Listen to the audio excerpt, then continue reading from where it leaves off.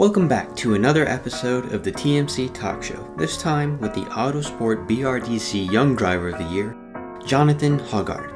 In this episode, we talk about tires, driving a Red Bull Formula 1 car, and another new segment, fan questions. Keep watching to enjoy all of this and much more in the latest installments of your favorite interview series. Well, welcome to the show, everyone. I know it's been a while since we've released an episode, but I am really happy to be back. So, Johnathan, thank you for being with us today, and let's just get right into it. This is kind of my customary first question, but how did you initially get into racing? Did you come from a motorsports family, or did you just kind of happen to stumble upon karting? Yeah, so I think, none of my family were into motorsport. I'm, the first generation to have ever got anywhere in motorsport. We watched Formula 1 on TV, but that was about it. It was mainly like a birthday party where we did some indoor karting, and I quite enjoyed it. And then, obviously my parents saw that I enjoyed it, and took me to different places as you kind of did, as parents kind of did as when you were a kid, just taking you to different places, see what you enjoy, seeing what you like. And yeah, it sort of grew from there. I ended up being fairly good at, the lower level. So we just kept on progressing at a steady rate, through the club championship. And then I ended up getting my license for doing like the proper karting. So on like the actual racetracks rather than indoor karting, or like the rental karting. And then, it kind of grew to end up doing British championships and then European championships. And then, just kept on working on it. And then eventually ended up in cars. When you were karting, did you ever feel like there was a steep learning curve, or did you just have enough talent that it was kind of an expectation that you would end up in Formula 4?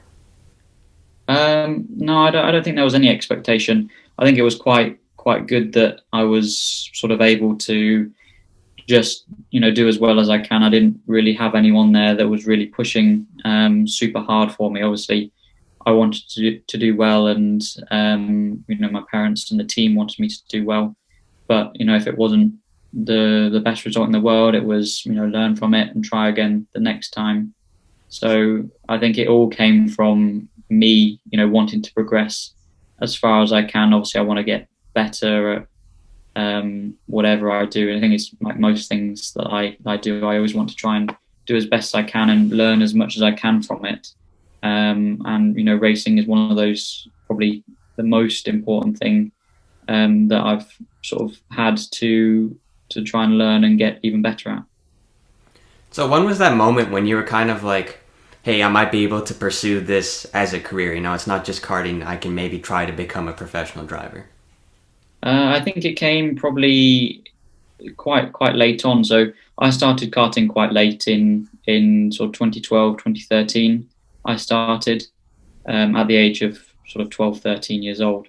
Whereas you get the other guys that, do it at, say, 7, 8, even younger, they can end up doing it. But I would say it mainly came as a thought of trying to do it as a career in like British F4. So 2018, I would say, when I was, winning races, pole positions and getting podiums and being quite successful in the championship. I think, with what people were saying, teams were saying, that I could go a lot further in motorsport. It was making me think that, maybe I could end up having this as a career. But even if, I wasn't driving, then there's other options like driver coaching or being involved, like management, and so many different options other than driving you can be involved in. So even if you don't, quite end up lucky enough to make it as a racing driver, there's other paths that you can take. So I want to talk a little bit more about your time in Formula 4. So 2 seasons in British Formula 4, and you did all right in your first season, but as you said, the second season is when you did really well, finishing third in the championship, right? So, you kind of hear drivers talking about this all the time, but initially, did you struggle to make that transition from karting to single-seaters? Well, we made the first season. It was like a I think I did about 3-4 rounds in the championship in 2017, and it was at the sort of very end of the championship, sort of 3/4 of the way through to the end of the championship. We sort of picked it up because I was doing some more karting at the start of the year, but then we started doing some testing and then the odd sort of round here and there where we could. So I think I did a round at Snetterton circuit, Knockhill in Scotland, Brands Hatch Grand Prix track, and then Silverstone National, where I ended up getting my first podium in cars, which was a really good achievement. But yeah, it was just kind of learning the ropes, seeing how I would adapt from karting to cars, because there's some people that I've heard, and when speaking to them, they've struggled to make the step between karting and cars, and they've ended up having a really successful career in karting. Karting for the top teams, manufacturers, whatever, who make all the chassis. I ended up racing for them and getting paid for it, which is really, really good. But yeah, we used the first season as sort of like a learning year, and trying to figure out how I would handle it. And then 2018, we prepared lots for it, with testing in the winter, and then tried to go full out for the year. But we're having some struggles halfway through, and then I managed to come on strong again for the end of the season. Managed to get third. Nice.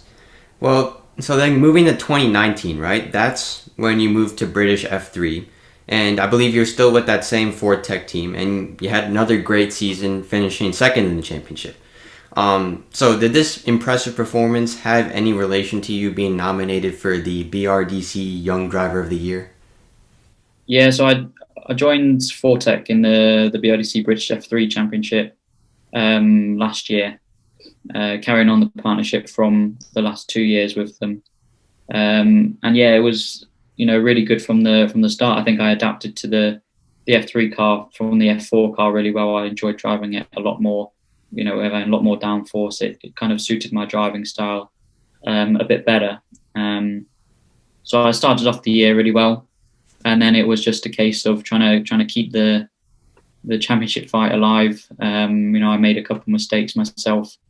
I think I didn't finish two of the races. One being my fault, and the other one I got taken out. So it was a bit unfortunate, because I think the guy who ended up winning the championship finished every single race and was really consistent. So it was a really good job from him to be able to do that.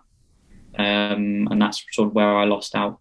But yeah, I definitely think because I won the most races, most pole positions, fastest laps. So did kind of the same as I did in 2018 in British F4.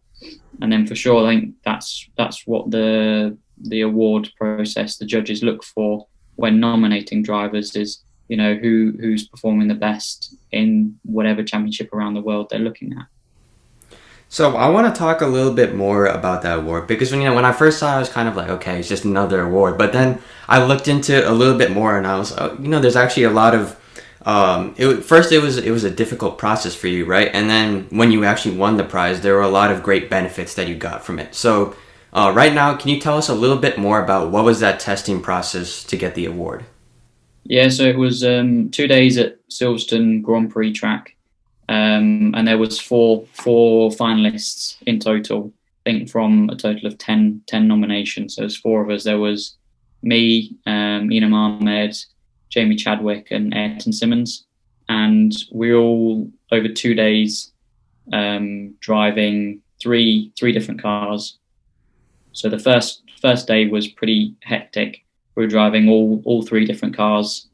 We drove the MSV Formula 2 car, which is a bit of an older car from about 2010, 2012, that kind of time, but it's still really, really fast and up there with probably one of the top cars I've driven in my career. That was probably the main car we were driving over the award. And then we were driving the new Aston Martin GT3 Vantage. And that was a really, really good one to drive. We had about sort of five, 6 laps where we had to, impress as best as we could.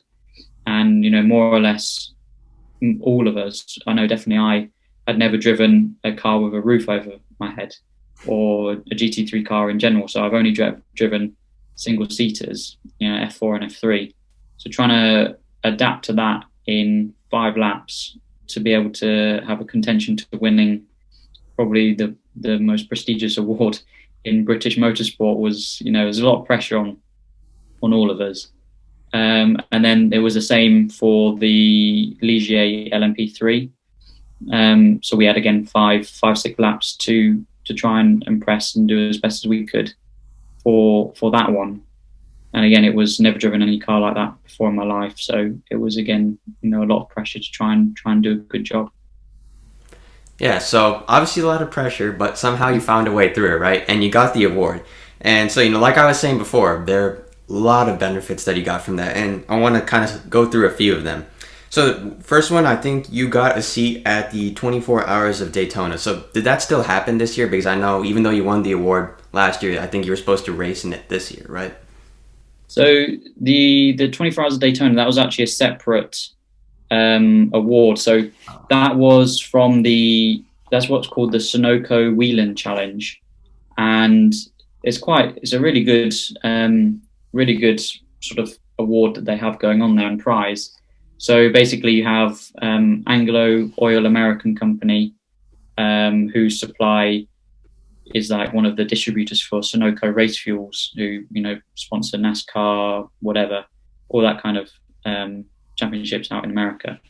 And then so it's Anglo Oil American Company and Sunoco Race Fuels, who are the race fuel providers for British F3, British GT, and then also I think the Mini Challenge over here in the UK, and a couple of other championships like Radicals.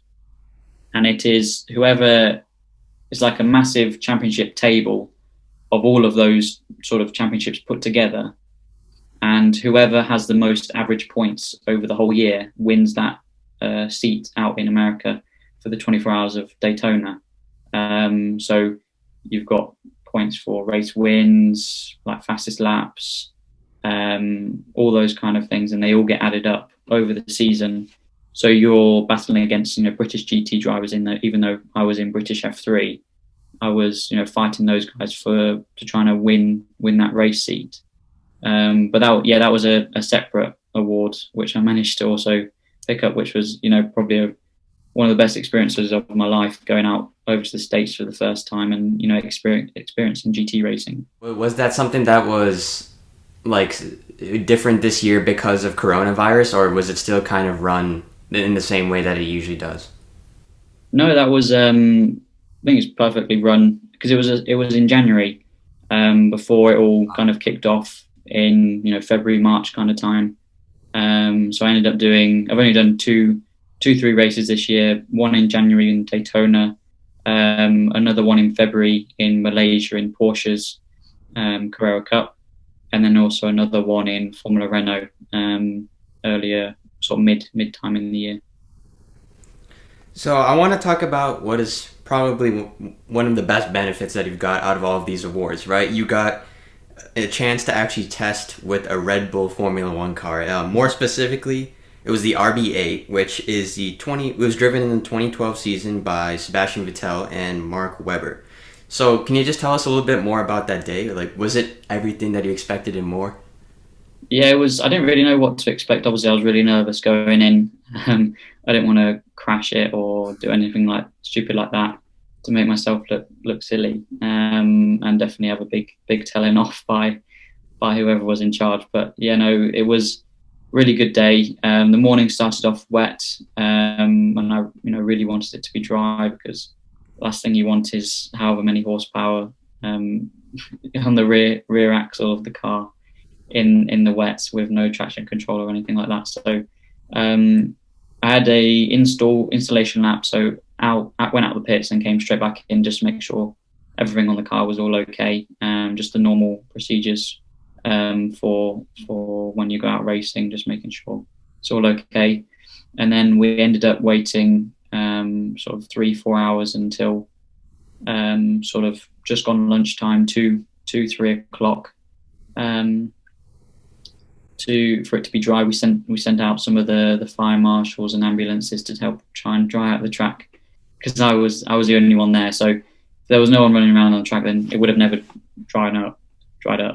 So yeah, it was getting all of them to go out, and then I managed to get three 5-lap runs at the end of the day, end of the afternoon, on slicks, which was it was crazy how fast the car is, how much power it's got, and trying to use all the downforce of the car as well. I think it was similar to the award process, I think, because you only had a certain number of laps and you had to try and do, well, I wanted anyway to do the best job I could to try and impress some people, and show what I possibly could be capable of doing in sort of 15-20 laps I got. So, like, I remember, I think it was George Russell who was saying this, like, the first time he got into a Formula One car, he said the thing that he didn't really expect was just how good the brakes were, like, how quickly you stopped. So was there something like that just, like, absolutely blew you away about being in a Formula One car? Yeah, it was, I think the main thing I sort of didn't really anticipate or expect was just how much power the car has. There was, a fine line between, say, I don't know, 80% throttle, and it still has a lot of power, but then as soon as you hit 100% throttle, it just fully takes off, and your neck was going back into the headrest, and you're actually trying to struggle to actually keep it up just because of how much power it had. But yeah, like what George said about the brakes, you have, I don't know, probably over a ton of downforce pushing the car into the ground with the best brakes at that time. So you got carbon brakes, and as soon as they get up to temperature, it's like stopping the car on its nose. It just instantly, it feels like it does anyway, just instantly just stops. But yeah, it was a really good day. I managed to do a decent job, I think, because I think the last thing I would want to do is sort of regret the day after and feel like I could have done a better job or driven faster, because at the minute I've only had that one chance, and that's, as it stands, the only chance I'm gonna have driving a Formula One car if I don't get one in the future, hopefully. But yeah, I had to make sure I did a good job at least. Well, it is yet again that time for my favorite segment, Sid Asks Stupid Questions to Respected Members of the Automotive Community. I'm not a comedian, Jonathan, but I do know how to act stupid, so let's begin. Ever since I heard Daniel Ricciardo talking about this, I've always wanted to ask this question to a professional driver. Do you think you could race while listening to music, or is that simply something that's too dangerous? I think you probably could, drive and listen to some music. I think as a racing driver, you become quite trained to block, even though you may not be listening to the music properly, you could probably still have it there, and you probably wouldn't realize what kind of music is on. It's just kind of there in the background. Like, as racing drivers, we become quite good at being able to block out a lot of information that you don't really need. I think the main thing I sort of realized was, when you're driving a Formula One car, you're going that fast. There's so much information that's going past you and coming at you so quickly, like the braking zone, the exit of the corner, and then all of like the scenery going past you. You kind of just have to ignore it, and you don't end up realizing it's actually there. So I think I do this as well on the radio when, say, your engineer or mechanic is telling you information you don't really need.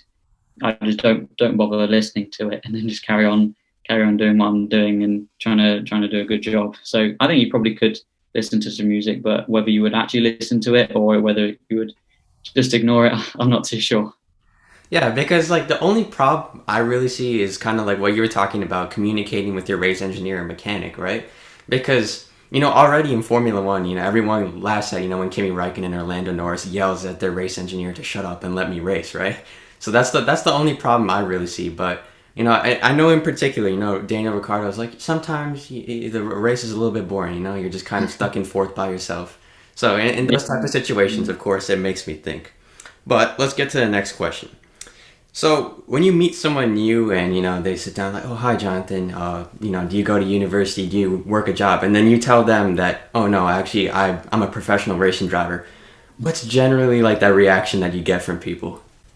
Yeah, well, they don't, if, say it's like a mutual friend or whatever, then they either, they don't really quite understand it. But yeah, if it's like someone that's a complete stranger and like they've never watched racing in their entire life, it's quite hard for them to understand, what I actually do. And to be able to, quite a lot of my friends joke around, saying, all I do is sit down and, turn a steering wheel and press some pedals, because they can do it while they drive on the road, on the public road. But it's a lot more than that. I don't think some people realize how much goes into, finding, because it's not seconds, it's like half a tenth, even less than that, for a whole lap of however many miles the track is. Trying to find half a tenth or a quarter of a tenth is a lot of time. But yeah, I think they look a bit confused or something like that. They don't really expect, my answer, and I have to then sort of explain it a bit more, because, I think some people get quite intrigued and, always want to know more information about it. But yeah, it's a bit of a tricky one sometimes, but it's quite good. Do like a lot of people, when you tell them racing, do a lot of people just kind of assume you're in Formula One because that's just what they know? Because most people I'm guessing in the UK, there's a decent amount of people who've heard about Formula One. Yeah, no, a lot of people say, oh, like Formula One or something like that, and then you have to show, well, like F3, that kind of level, and then they maybe get a bit, sort of confused at that kind of thing, because they have never watched the lower feeder categories up to Formula One, so they always just naturally assume, oh, like Formula One or something like that. There's but yeah, to be able to sort of let someone know, or say to someone all the different kinds of motorsport that are out there, then most of the time they then end up having a bit more of a look, and end up watching probably some of the Formula 3, Formula 2 races that are on the Formula 1 weekend. I feel like this is something I should know, and you hear drivers talking about it all the time. But how do you actually warm up tires? Is it just zigzagging around, or is there a little bit more to it? No, it's quite difficult, and I've driven the FIA Formula 3 car at Barcelona and Jerez the past. There was two days at each for post-season testing of the 2020 season. But those tires they're really hard to manage, because you more or less get sort of, it's like Formula One. You get one flying lap on them, and then the next lap is, I don't know, 5 tenths off the previous one. No matter how good you're driving, you don't have the grip there. But yeah, for sure, as you work your way up, tire warming and making sure the tires are on at their peak is the most important thing, really. I think, yeah, there's an element to sort of weaving around the track and trying to generate as much heat as you can that way, but also through when I was learning about tire warming, I didn't ever think about the brakes, but the brakes are probably the most important thing to warm the tires up. So say you get the sort of shiny top bit off the tires, then you try and go as fast as you can in a straight line, then brake as hard as you can, and then all of the heat from the brakes and the calipers will sort of expand outwards and heat the core of the tire up. So you want to try and make sure you heat the tire from the inside out rather than the outside in, because I think if you haven't got the tires up to temperature properly, it's quite easy to grain and split the rubber on the top surface of the tire, and then they last half as well as they should do, and they're never as good as someone who's warmed up their tires properly. Interesting. I've never heard that the brakes actually help, because I know that especially in like a Formula One car, they get all the way up to like 1,000 degrees centigrade. So I guess that kind of makes sense how they would help warm up the tires. But that is all the time we have now for my favorite segment. So let's return to a few more serious questions. And I want to kind of talk a little bit more about this year or what you've been doing more currently. So you mentioned it before, but you did one race in the Porsche Carrera Cup Asia. So even before all of this like coronavirus stuff was supposed to happen, you were gonna do this in addition to like a single seater series. So like why add more to your plate? Why create like a bit more like pressure in that sense? Why did it make sense to go out to Asia and do a whole nother racing series? Yeah, so I think we signed a deal to do the Porsche Carrera Cup Asia Championship along, and then the plan was to maybe do another single seater championship along with that.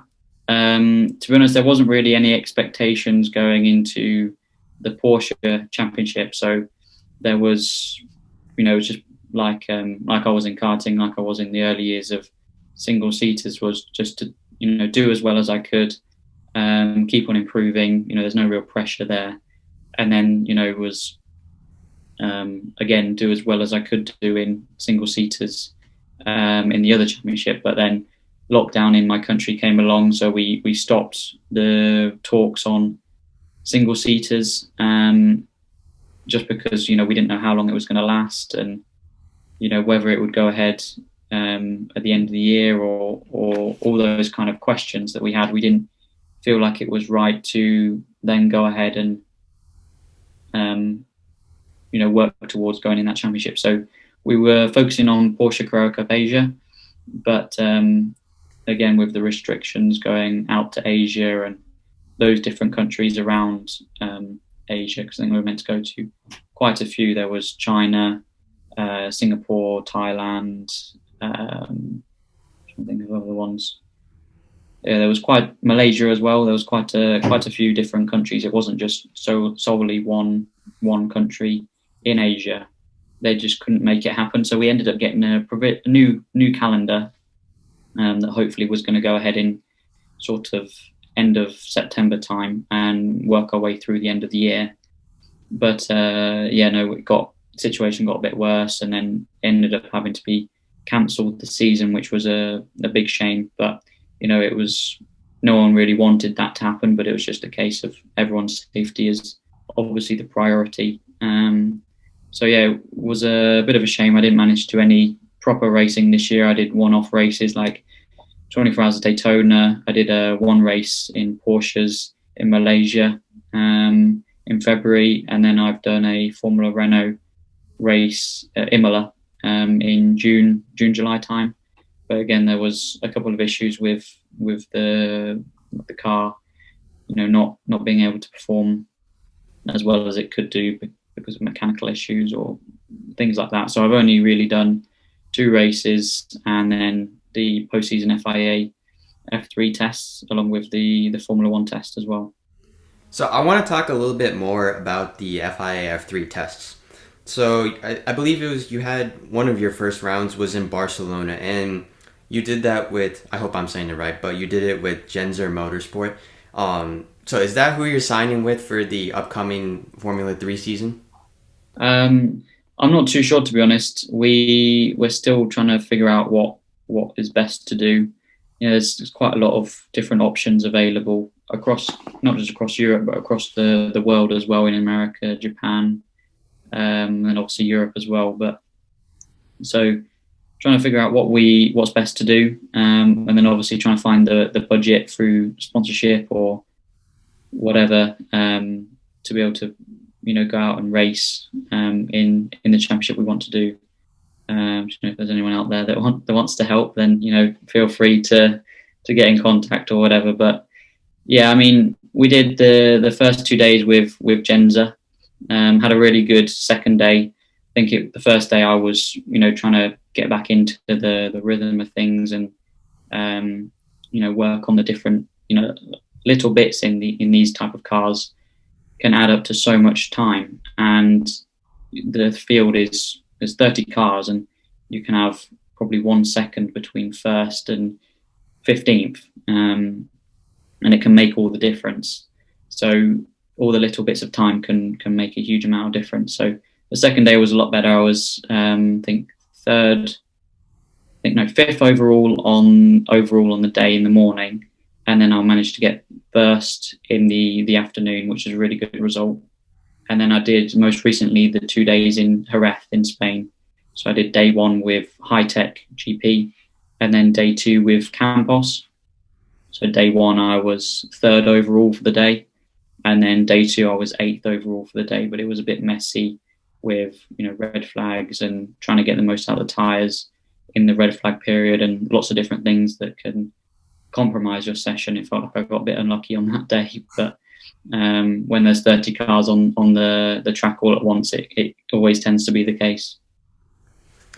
So as you're saying, you're racing with, you've been doing some testing with multiple different teams, right? But right now, is the goal trying to get into FIA F3 for this next season?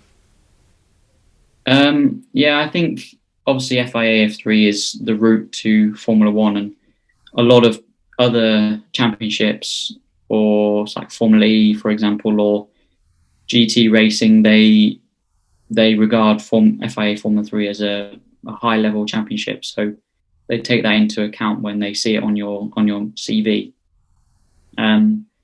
But for sure, it's a really competitive championship, and it's probably one of the best places to develop as a driver quickly, because you don't have many rounds, so you really have to make sure you're on it from the green flag on practice, because I think it's 45 minutes in practice, and then you're straight into qualifying for 30 minutes, and then once that's finished, that's your pretty much weekend setup. In single seaters, you have to make sure you get the most out of qualifying, otherwise it's really hard to make your way forward with dirty air and aerodynamics playing a part of that. So yeah, you have to make sure you're properly on it. But we're looking at other championships as well across the world. The Japanese F3 Super Formula route is one that quite a lot of people have made successful, and then also the IndyCar route. You've got the Road to Indy, but also a couple other championships that help your way up the ladder towards IndyCar. So it's not just Formula One. There's the top levels of motorsport, or single seaters anyway, across the globe to consider. So at this point in your career, then, like, what do you think is that biggest goal for you? At the end of the road, do you want to be in Formula One, Formula E, IndyCar? Do you know what that is right now, or you're okay with whatever path you might take? Yeah, obviously everyone's dream that's doing single seaters is to be in Formula One, but it's just so difficult to get up there. With the amount of drivers that are on the grid. There's only 20 drivers in the whole entire world that are able to be on that grid. So when you're competing against 30 other drivers in just Formula 3, and then you've got another 20 drivers in Formula 2, and then however many thousands of drivers in the classes below that from all around the world, in all the national F4 championships, all the national F3 championships, and then like the regional, and there's so many different championships to consider. How many drivers are actually coming through the ranks? It's just so difficult to be able to really push your way forward. And I think it's especially a bit of a challenge for me, because we've had to, as a family, try and push our way forwards ourselves, and not really have the connections there in the first place to help us. Whereas if my dad was, I don't know, ex Formula One driver, he would know the right people to be in contact with to help push me forward. And it would not be easy, but it would be a little bit easier because we know who is there to help us, whereas we've had to sort of work from scratch, do it all from the beginning, which I think is not a bad thing. It's helped me also to progress, and brought us together to really push ourselves forward and not let someone else get a better drive just because of who they know. It's just trying to me work hard on and off track and push myself forward myself. Well, before we get to my final question, I wanted to do another quick segment, and this was a new one. It's fan questions. Since this is a new thing, I've only chosen 2 questions, but if it goes well, who knows? We can maybe add some more in episodes to come. So this first question is from @Rashab the Man. Thank you for this question, Rashab. If you had offers to be the number 2 driver at Mercedes and the number 1 driver at Red Bull, which seat would you choose? That's a tough question. I think I would probably always prefer the number 1 seat. But I think you as a driver yourself determine what. Obviously, in some teams there's an obvious 1 and 2 driver, but I think as a driver yourself you can really help to determine who is number 1 and number 2. I think that if you're there outperforming the teammate, say as a number 2, then you could push your way forward to become the number 1 driver. Even that being said, I think some of the teams there isn't really a number 1, number 2. Both the drivers are equal, which is obviously a good thing for the team. But I think sometimes, well, most of the time, a number 1, number 2 driver is determined by who is better on track rather than someone getting preferential treatment, even though both the drivers are doing the exact same thing. But for sure, at the minute, I'd probably rather take the Mercedes seat, but try and work my way forward to becoming the number 1 driver. Because I think Bottas has done a good job, but I think Hamilton always seems to be able to find just a little something, whether it be in qualifying or get a bit of luck in the race, and end up beating him by some way or another. Yeah, to be fair, at the beginning of the season, I kind of thought, Bottas, he just isn't, why is he in that number 2 seat? He's not good enough. And now towards the end of the season, I think, rather than thinking about Bottas as bad, that's just how good Hamilton is. That even with Bottas giving his all, Hamilton is still, in some way, even like Imola this past weekend, he just finds a way to win, right? Whether it's a little bit of luck or a little bit of determination or a little bit of both, for sure. Second question, this is from @shock_is_a_pair. I don't know. This is one of my friends. I know him, but it's shocked that you need to change your username, man. Here's this question. How different is it to drive a Formula or single-seater car compared to something like a GT3 car? So I think the best experience I got of that was at the Aston Martin Autosport Award back in 2019, because it literally was, you're jumping out of the Formula 2 car and you're jumping straight into the GT3 car, the Aston Martin GT3 car.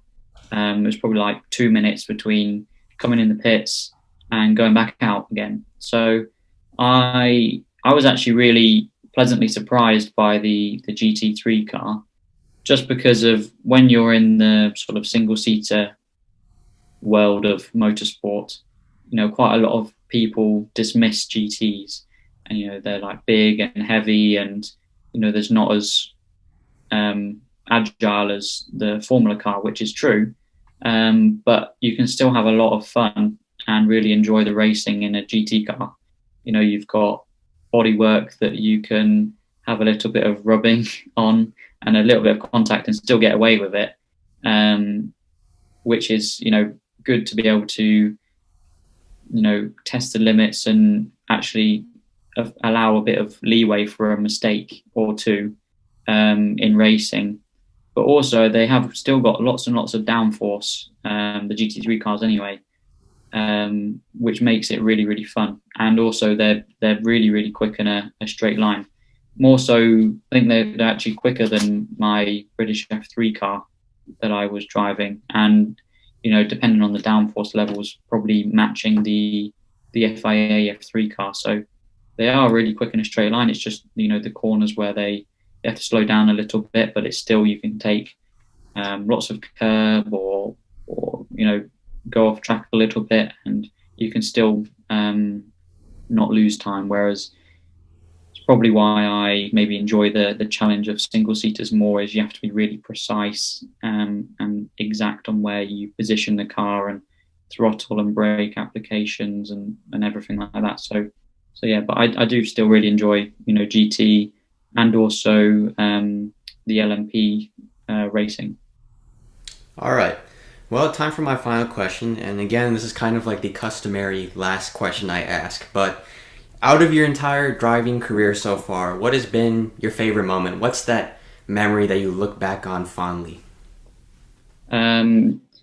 For sure, I think it was the Autosport Awards last year, just because of like during the 2 days, I don't think it was too bad, like the pressure and the stress, but then afterwards, because well, there was 4 of us in the shootout, but we didn't have any data from anyone or any video from anyone or any idea of how the other guys were doing. So say you could have been, I don't know, a couple of tenths slower than the other guy, but everyone's saying, you know, you did a good job and all sorts, and you think you've done, you know, as best as you can do, but it's just not enough. So it was quite difficult to know and have a gauge on how well you were doing, just because it was, you know, as drivers, you're always looking on your phone or the monitor at the lap times and the live timing, and it's quite easy when you see that to be able to know, oh, I can quite easily gain some time here and there. But when you don't have that in front of you, it's really hard to understand where you can gain the time. So after that, it was October, we did the 2 days at Silverstone, and then we had to wait until mid-December to find out who won. So it was like a really big award night, you know, filled with hundreds of people in the room, and you know, they're really high-profile people as well. You got Formula One team bosses, Formula One drivers, you know, everyone really. And our award was the final one of the night, about probably 11 o'clock in the evening. I was there at about, I don't know, 1 o'clock in the afternoon to get ready for it. And then it was like playing all the video of it, and you know, all the tension was building, and yeah, they had the heartbeat sound going.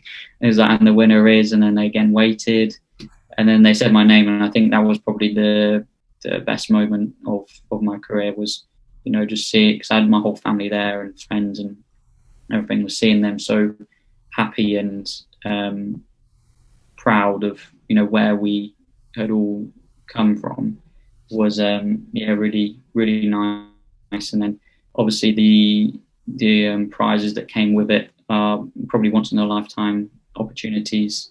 The Formula One test. I've also got an Aston Martin GTE test, hopefully sooner. But yeah, it was a tough one, but when it was finally over, it was a really nice one to enjoy. Nice. Well, thank you for being here with us today, Johnathan. I've thoroughly enjoyed having this conversation with you, and yeah, wherever your career may carry you, I wish you the best of luck. Yeah, thank you for having me on. It's been a really good time. Thank you.